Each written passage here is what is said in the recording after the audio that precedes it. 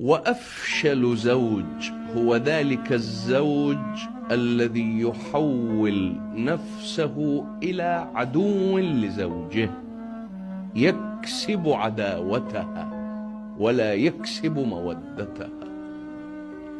مع خالص احترامي أقول له: أنت فاشل إلى الدرجة التي تجعلك غير مؤهل لقيادة أسرة.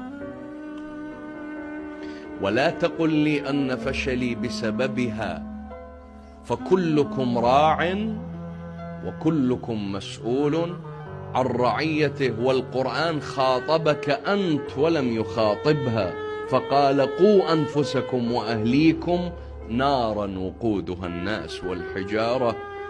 يا ما أكو نساء طلعن من بيوت آبائهن وهن في قمة